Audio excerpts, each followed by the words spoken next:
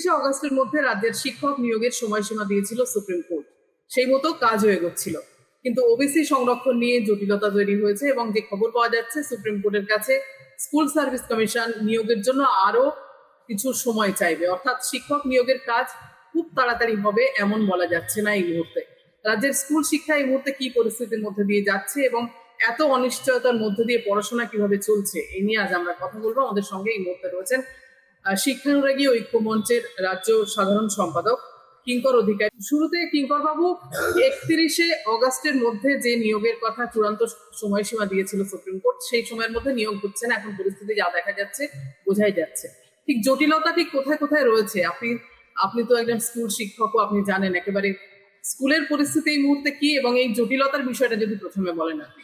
যে বিষয়টা নিয়ে আজকের আলোচনা সেটা অত্যন্ত প্রাসঙ্গিক, এবং আপনি যে প্রশ্নটা করেছেন সেটা দিয়েই শুরু করি যে 31শে আগস্টের পর কেন তারা আবার আদালতে যাবেন ভাবছেন এসএসসি বা শিক্ষা দপ্তর, এবং তার মধ্য দিয়ে তারা কি চাইছেন, এটার কি সমাধান যথাযথ হতে পারে এটার মধ্য দিয়ে। এই জায়গাটাতে প্রথমে যেটা বলবো সেটা হচ্ছে যে এই যে এসএসসি যাবে বলে আমরা সংবাদে যেটা প্রকাশিত হয়েছে বা আমরা জানতে পেরেছি, এসএসসি শুধু নয়, এখানে শিক্ষা দপ্তর বোর্ডকে যেতে হবে, যেহেতু তারা অ্যাপয়েন্টিং অথরিটি, তাদেরকেই কিন্তু এটা জানাতে হবে তারা কেন যাচ্ছে। যে 31শে আগস্ট পর্যন্ত কিন্তু বেতন দেওয়ার মানে এক্সটেনশন হয়ে হয়ে আজকে 31শে আগস্ট পর্যন্ত সময়সীমা বেঁধে দেওয়া হয়েছিল, যে এই সময় পর্যন্ত যোগ্য শিক্ষকরা তারা বেতন পাবেন, তার মধ্যেই কিন্তু নিয়োগ প্রক্রিয়া সম্পন্ন করতে হবে। কিন্তু এখন যা পরিস্থিতি যা দেখা যাচ্ছে যে এখনো পর্যন্ত তারা কিন্তু নিয়োগ প্রক্রিয়া সম্পন্ন করতে পারছে না, তারা এক্সটেনশনের জন্য যাবে আবার আদালতে। ফলে এটা কিন্তু সমস্যা সমাধানের জন্য যে যাচ্ছে, যে যদি আমরা ভাবি সেটা কিন্তু নয়, সেটাকে সময়টা আরেকটু বাড়িয়ে নেওয়ার জন্য। তো এই জায়গাতে প্রসঙ্গক্রমে আমি একটু বলে নিই ব্যাপারটা। সবচেয়ে মারাত্মক যে জায়গাটা দাঁড়িয়ে রয়েছে আজকে এসএসসি 2016কে কেন্দ্র করে, যারা শিক্ষাকর্মী, আপনারা জানেন শুধু আমরা যোগ্য শিক্ষকদের কথা বলি না, যোগ্য শিক্ষাকর্মীদেরও কথা বলছি। সেখানে আপনারা জানেন যে এই শিক্ষাকর্মীদের বেতন পুরোপুরি বন্ধ। একজন শিক্ষাকর্মীও কিন্তু বেতন পাচ্ছে না, আজকে 17 মাস তাদের কিন্তু বেতন বন্ধ।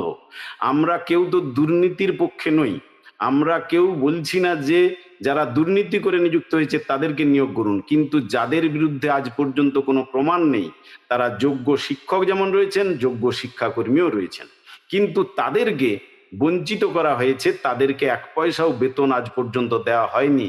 তারা যে কি চরম সংকটের মধ্যে আছেন সেটা আমরা হয়তো অতটা অনুভব করতে পারবো না, কিন্তু যাদের অনুভূতিশীল যারা মানুষজন রয়েছেন তারা অনুভব করতে পারবেন। তারা একটা হঠাৎ করে একদম তাদের যে রোজগার বন্ধ হয়ে গেছে, তারা দীর্ঘদিন যেহেতু চাকরির সঙ্গে যুক্ত ছিল, তারা লোন করেছে বাড়ি তৈরি করার জন্য, চিকিৎসার জন্য, ঋণ, তাদের ইএমআই ফেল হয়ে গেছে, বারবার তাদের ইএমআই ফেল হচ্ছে। এই যে মারাত্মক একটা সংকট, আর্থিক সংকট এবং ভবিষ্যৎ নিয়ে তারা যে উদ্বেগে, সে জায়গাটা কিন্তু মারাত্মক সংকটে। যোগ্য শিক্ষক এবং শিক্ষাকর্মী দুজনেরই আজকে 31 তারিখের পর যদি এক্সটেনশন হয়, যোগ্য শিক্ষকরা তারা কিছুটা দিনের জন্য হয়তো পাবেন সুযোগ, কিন্তু শিক্ষাকর্মীদের ব্যাপারটা কিন্তু একেবারেই ভাবা হচ্ছে না। এ জায়গায় আমি প্রথমেই বলবো যে বিগত সরকার যে অন্যায় করেছিল, দুর্নীতি করেছিল, সে তো আর নতুন করে বলার অপেক্ষা রাখে না।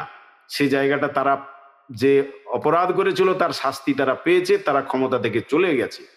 তখন আমরা যারা, সে বিরোধী রাজনৈতিক দল হতে পারে, যে কোনো পক্ষের, তারা মানে শুধুমাত্র সরকার পক্ষের কিছু গুটি কয়েক মানুষ ছাড়া আমরা সকলেই কিন্তু এই যোগ্য শিক্ষক শিক্ষাকর্মীর পক্ষে দাঁড়িয়েছিলাম, যে যাদের বিরুদ্ধে অভিযোগ নেই, যারা এই অন্যায়ের সঙ্গে যুক্ত নয়, প্রমাণিত নয়, বিভিন্ন ইনভেস্টিগেশন টিম, যেটা সিবিআই থেকে শুরু করে সমস্ত যে তথ্য সেগুলো এসছে, তাহলে সে জায়গা থেকে তাদেরকে, যারা স্বচ্ছতা মানে যাদেরকে যোগ্য বলছি আমরা, আনটেন্টেড বলছি, তাদেরকে কেন বঞ্চিত করা হবে?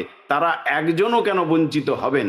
এই জায়গাটা কিন্তু যারা অপরাধ করেনি, প্রমাণিত নয়, তারাও কিন্তু আজকে ভুগছে। এই জায়গাটাতে আমরা কি আশা করেছিলাম? যে আশা করেছিলাম বলতে, আমরা নতুন সরকারকে একটা বিষয়ে নিশ্চয়ই বাহবা দেব, অভিনন্দন জানাবো সেটা হচ্ছে ক্ষমতায় আসার পরে পরেই কিন্তু আপনারা জানেন এসএসসি ওয়েবসাইটে সমস্ত ওএমআরসির সিট পাবলিশ করে দিয়েছিল, যেটা বিগত সরকার করেনি, যে কথাটা আমরা বারবার দাবি জানিয়েছিলাম।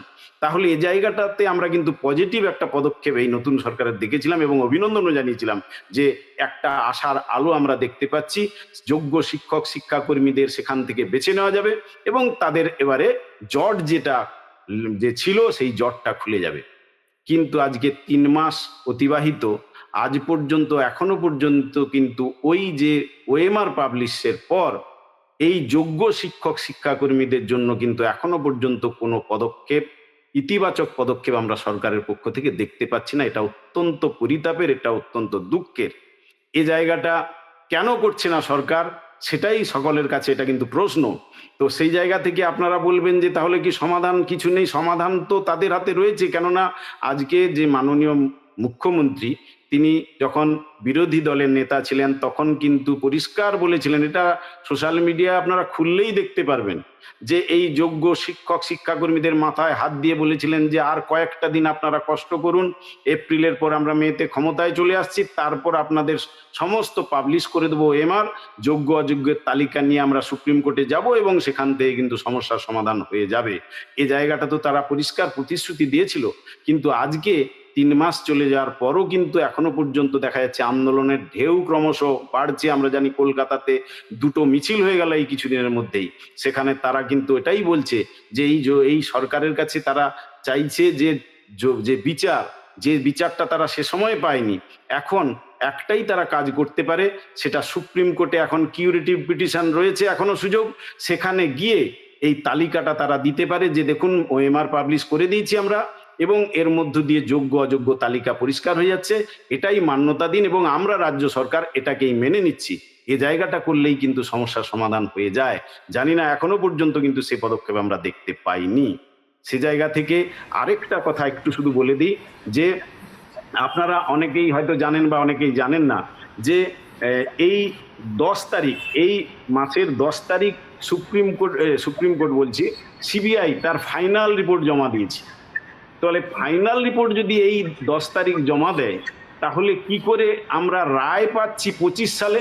তাহলে ফাইনাল রিপোর্ট জমা দেওয়ার আগে রায় হয়ে যাচ্ছে। সমস্ত মানে অসঙ্গতিতে ভরা, আপনি দেখবেন প্রতিটা দিক যদি দেখেন তাহলে অসঙ্গতিতে ভরা। তাহলে সমস্ত কিছু, সরকারও শাস্তি পেয়েছে, তারা ক্ষমতা থেকে চলে গেছে, কিন্তু শাস্তি আজকে পাচ্ছে যারা যোগ্যরা, যাদের বিরুদ্ধে কোনো আজও প্রমাণিত নেই। এটা কি মেনে নেওয়া যায়? কোনোভাবে মেনে নেওয়া তো যায় না এবং এটাকে কেন্দ্র করে পরিস্থিতি ক্রমশ কিন্তু একটা ঘোরালো জায়গায় যাচ্ছে। সরকারের কাছে আবেদন জানাচ্ছি আজও যে নতুন সরকার এদের ব্যাপারটা গুরুত্ব দিয়ে দেখুক এবং যোগ্য শিক্ষক শিক্ষাকর্মী তারা একজনও যাতে বঞ্চিত না হয় তা কিন্তু নিশ্চিত করতে হবে এই সরকারকে। না হলে কিন্তু মানুষ যারা যোগ্য, যারা শিক্ষক শিক্ষাকর্মী তারা কিন্তু ক্ষোভে ফুঁসছে, তারা কিন্তু আবেদন নিবেদন করছে যে এই বিষয়টা দেখা হোক। আমরাও শিক্ষানুরাগী ঐক্য মঞ্চের পক্ষ থেকে এই আবেদনটা বা এই দাবিটা তুলে ধরছি নতুন রাজ্য সরকারের কাছে, তারা এই ব্যাপারটা গুরুত্ব দিয়ে দেখুক এবং তারাই পারবে এটাকে সমস্যার সমাধান করতে। এই সমস্যার দ্রুত সমাধান হোক আমরা প্রত্যেকে চাইছি।